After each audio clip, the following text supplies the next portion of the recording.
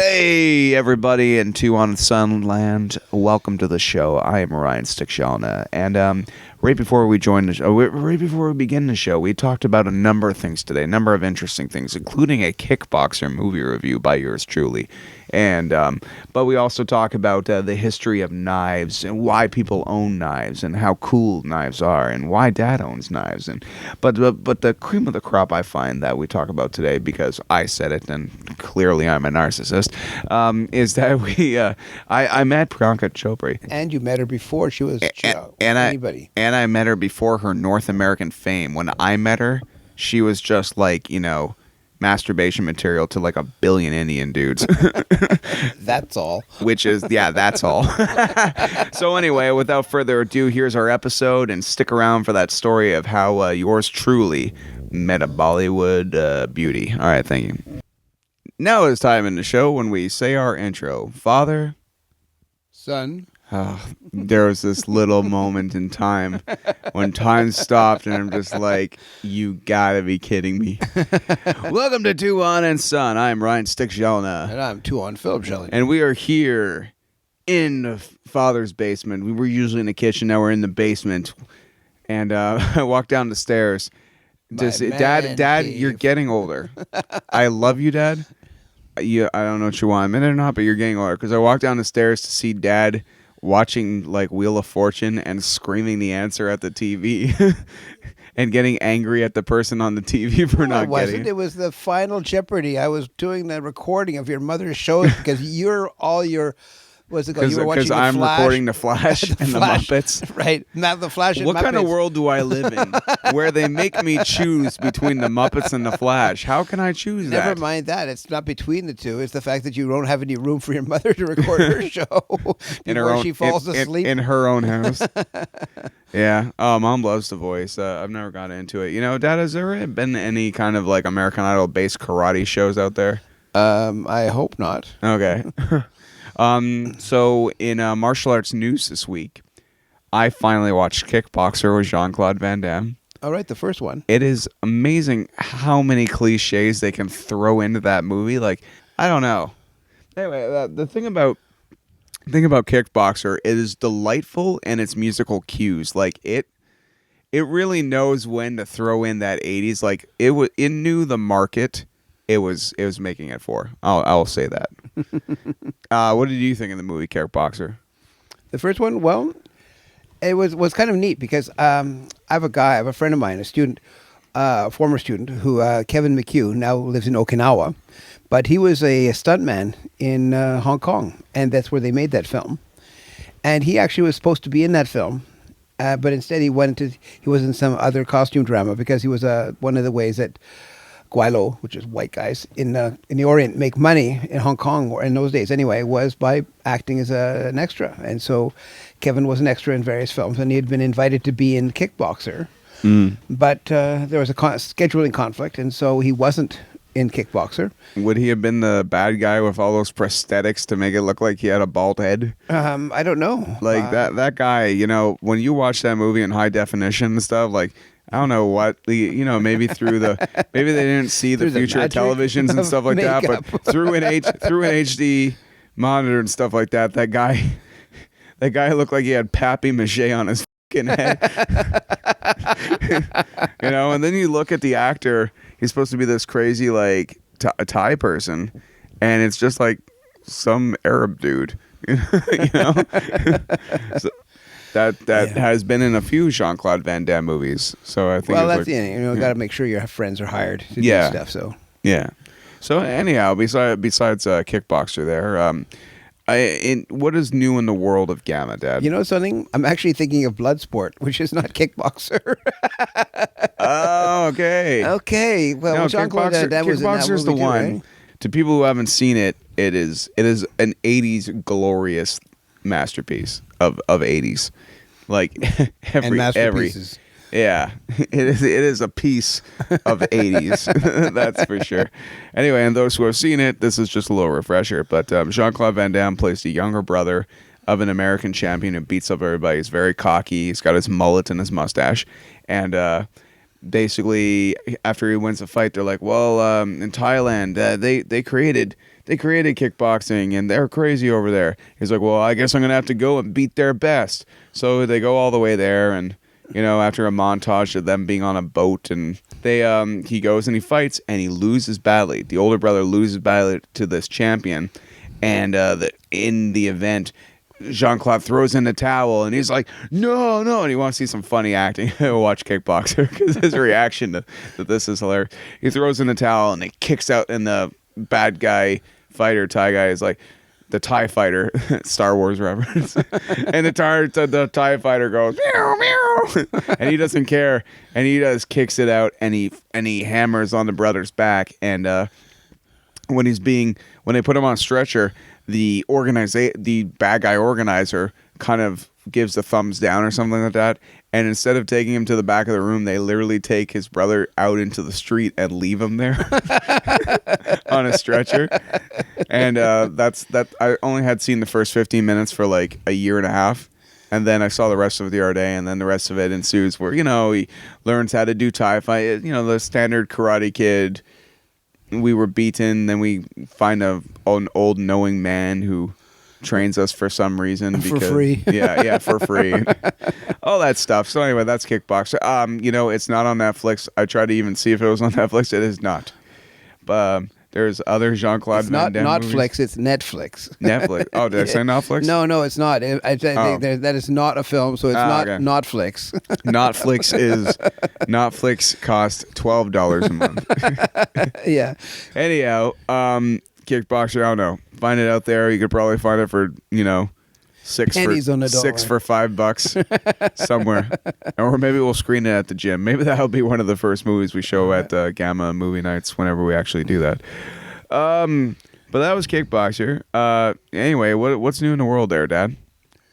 Well, I don't know what's really new in the world. Talk about kicking and punching. Well, no. Actually, it's funny because I've been acquiring blades for a few years. I started Cali in 81, so we're approaching 35 years ago. Since that point, since the beginning, I was, unbeknownst to your mother, I bought a couple of blades, and then I'd get more blades, and people would give me blades, and now I've got this big accumulation that your mother won't let me do anything with. So now they're all in like they're wrapped up properly, but they're in a locker. So it's time for me to downsize this stuff, because even the locker, just why keep them if I can keep 4 or 5 of them that are specifically very interesting to me and I can remember them, all that kind of stuff, then I will. But otherwise, what's the point? So I'm downsizing, and it was funny because I had taken a picture of all of these blades some month or so ago, and I was going through my photographs on my computer, and I found them by accident, and I said, oh, I'll just put this out. So I put a thing on my Facebook page. I'm thinking of downsizing, and I put the blades up. So now all of a sudden, because normally nobody ever reacts to you, but I'm getting people calling me up, not calling me, but they're putting messages. Oh, I'd like to have that one, that 4th from the left, 2nd from the right. It was like, are you giving them away or selling them? No, I'm not giving them away. I'm selling them. Okay. I invested a lot of money in these things. It has nothing to do with trying to make money. It's just if I was stupid enough to spend the money on it, I'm smart enough to get the money I spent back at least. What is the appeal of owning blades exactly? Because it's kind of like it's association. It's kind of like if you like something. The Filipino blades. There's always this mystique around most martial arts. Kind of like the whole you do kung fu, like the Shaolin Temple. And you hear flutes going on in the distance, and hundreds of people stamping their position in horse stance, and in these temples and punching, and then you see these guys doing these amazing demonstrations of their physical prowess, and so you go, so you associate with that. So if you happen to have a little bit of that history, then because blades have such a connection to the people and the history and the basically the winning and losing of those countries. So in the Orient, there's an awful lot. There's a very, very extensive blade culture. A lot of the countries, in the Philippines especially, if you've ever been to the Philippines, you'll see in the markets, they'll have a wooden sort of like a shield, and they'll have an awful lot of blades just from one island's history. So they have blades all over the islands, and so the style of Kali that I practice uses a particular blade called a gununting, and I have a few representations of that. And then because when I was doing some of my studies with Dan Inosanto, I would read that there were 3 blades that kind of identified the southern Filipinos' way, and they would use an axe, panabas, an axe, which is a large axe. They would have a kris, which is a wavy blade with like a wavy blade, or like a snake, an S snake, and they would have a kampilan. And those were the 3 things. So I have those. So I had those things. And when I was in the Philippines, the first time in 1998, I went to it was an antique store, and I found one, and it was really kind of amazing because we'd always read about in this particular antique store they also had cannons from the 15 and 1600s, which were kind of neat because they had been made. This wasn't like the Westerners came over here and introduced gunpowder. In the southern Philippines, I mean, they were really connected. This was an Arab group of people. They called them in Mindanao. They were called the Maharlikas in the early days, and they had a trade and a connection with the other traders all the way along. I mean, like they traded from the Philippines all the way around to India and then beyond to the Arab Peninsula. So there was a fairly extensive connection. So you can learn a lot about things because invariably, when you're learning stuff, the tendency is to think, sort of like, oh, we from Europe brought all this knowledge and intelligence to the world. And in fact, quite often we didn't. We stole it from somebody and then claimed it as our own. Yeah, I actually hear that a lot of Italian ingredients are actually, Italian recipes were based out of China originally. Well, I suppose that's possible. But I mean, for example, when you look at Indian food, and most Indian food has a very, very hot component to it, especially like Madras curries and things like that. Until the Portuguese and Spanish brought the chilies to India, they had very spicy food, but they never had hot spicy food. And so there's an awful lot of that where the idea of pasta, it doesn't seem to exist in the rest of Europe, but because of, theoretically, because, of course, nowadays there's a lot of cultural revisionism. So people will say, oh, no, we had pasta. And then, we had pasta, but... We had pasta, we just didn't like it. Yeah, well... Got rid of it. But they had a lot of the pastas, you could see a connection with China if there really was one. I'm not going to say, yes, there's unequivocally there's evidence because I have no clue. Yeah. We don't have a DeLorean in it. Okay. We don't have the plutonium to find this out. All right. Well, I was going to tell my Quantico story. Oh yeah, well, so tell it. All right. Have I ever told you that story? No. No. In fact, I think you asked me about it, and I said we should talk about it on the show. And they're Yes, like, okay. And then, Quantico is actually a really hot show now. It's doing really gangbusters. It's on TV on Monday nights, and I watch it, and it's really quite it's quite nail biting and everything. It's funny because it's filmed in Montreal. And it's about a guy. It's about a woman who her father died under questionable circumstances, and it turns out that she was the one who shot him because of a situation that evolved at their house. Spoilers. Well, no, this is the first thing you learn in the movie, in a TV show. Anyway, but anyway, so this is this new show, and it's doing really well. And Ryan had a before the show was aired, he had an experience with the show. Yeah, well, this is what happened. I was at work, and I was on a construction site, and Melissa, who is a videographer as well, she gives me a call and says PETA called her up, and she's going to be videotaping some person. And I'm like, okay. And that's not PETA Ross. That's PETA PETA, the organization, People for the Ethical Treatment of Animals. I don't know. I found that really interesting, and I wanted to go, but I was on a work site, so I died a little inside.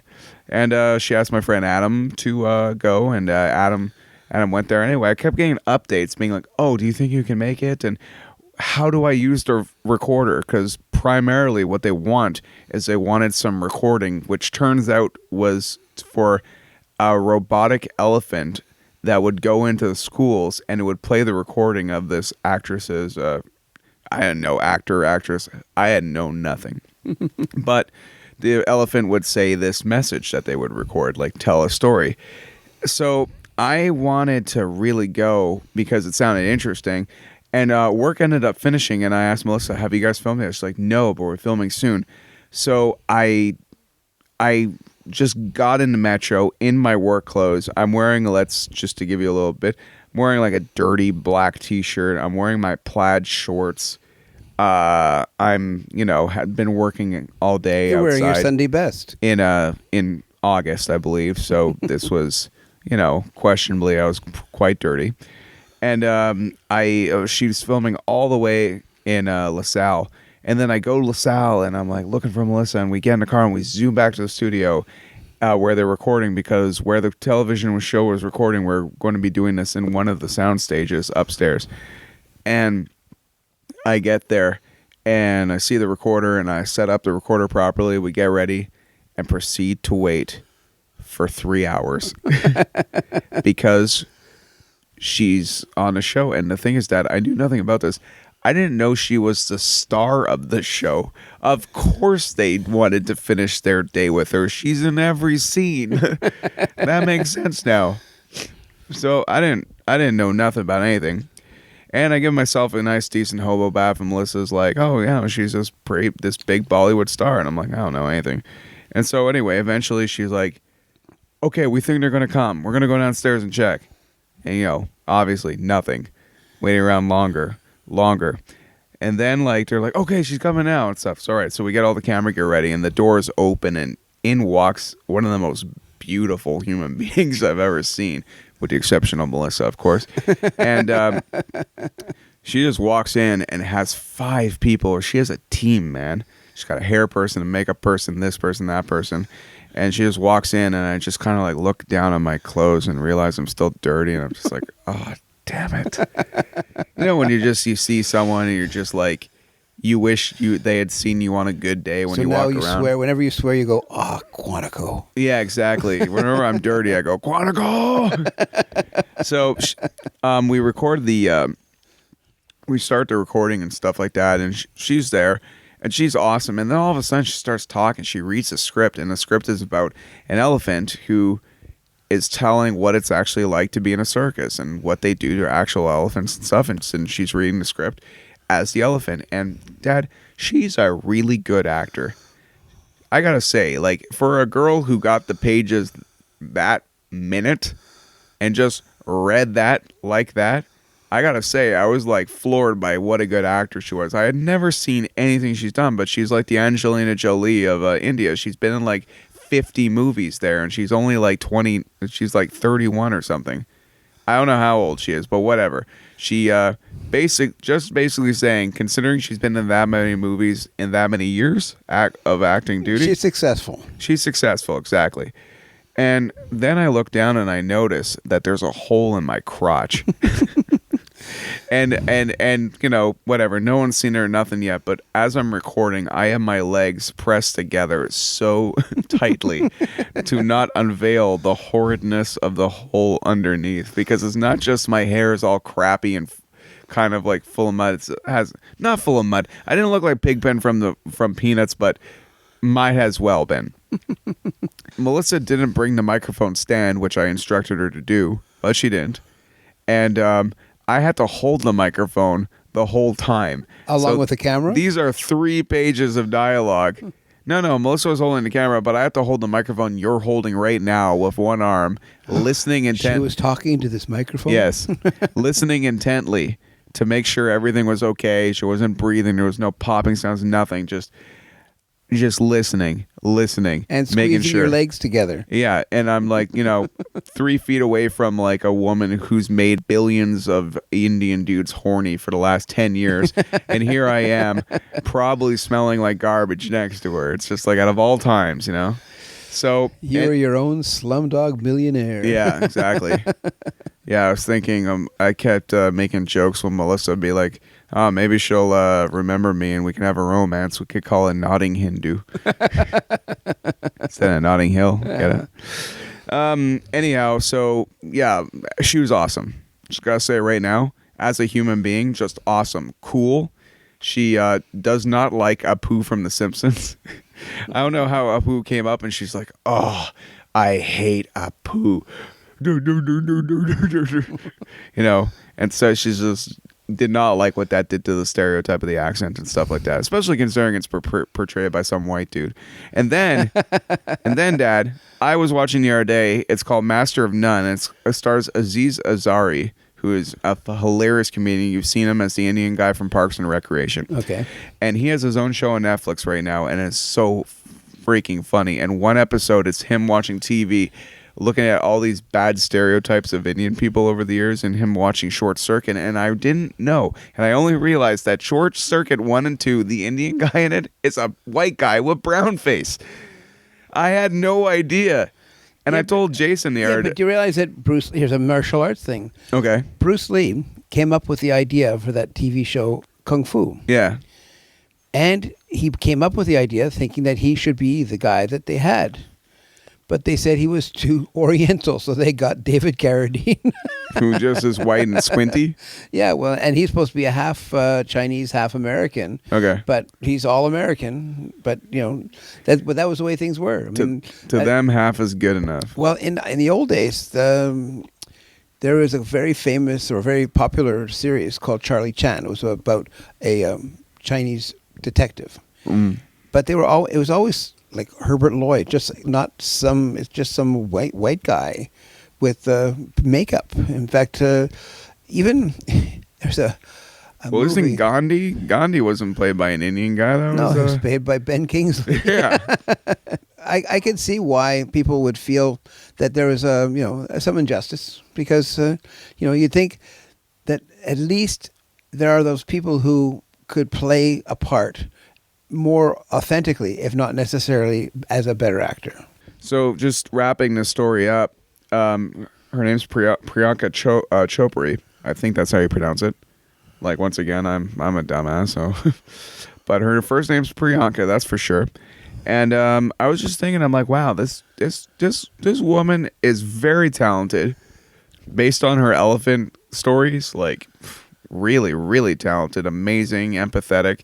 And beautiful, God darn it, beautiful, especially that close up. And it's just like, when you just, all I can say is it's just like, even, Melissa, my gorgeous lady Melissa, when I first met her and stuff like that, I looked like crap that day too. It was the same thing. And the same thing was going through my head. I'm like, why? Why of all days did I not do my hair?